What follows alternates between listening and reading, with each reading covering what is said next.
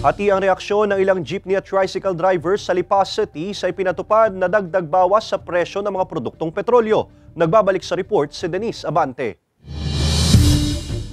Dismayado ang ilang mga tsuper sa panibagong dagdag bawas sa presyo ng produktong petrolyo na sumalubong sa kanila ngayong linggo. Sa pagtataya ng Department of Energy, 60 centavos ang dagdag presyo sa kada litro ng gasolina, habang 70 centavos naman ang ibinaba sa presyo ng diesel. Bagay na hindi man lang daw naramdaman ng tricycle driver na si Kevin. Halos hindi naman ramdam kung yung pagbaba niya. Dahil wala, kaunti lang din naman, bababa tapos ay tataas doble halos.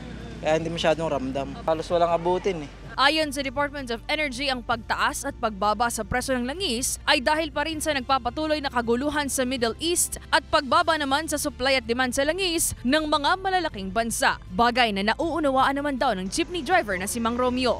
Naisa na raw nila ang big time na rollback pero may mas malaking bagay pa silang hinaing sa pamahalaan.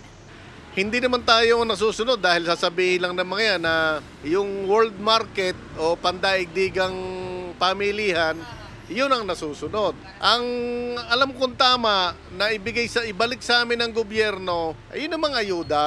Dahil napakalaki naman ang buwis na binabayaran namin diyan Hindi namin nararamdaman yon dahil pagtataas, 1.70, 1.50, pag bumaba naman 35 centavos, 40 centavos. Ayon sa DOE, hindi pa tiyak ang pagbaba ng langis sa susunod na linggo, kaya payo nila sa publiko magtipid sa konsumo ng langis. Kasama si Kel Ravaca, Denise Abante, Balitang Southern, Tagalog.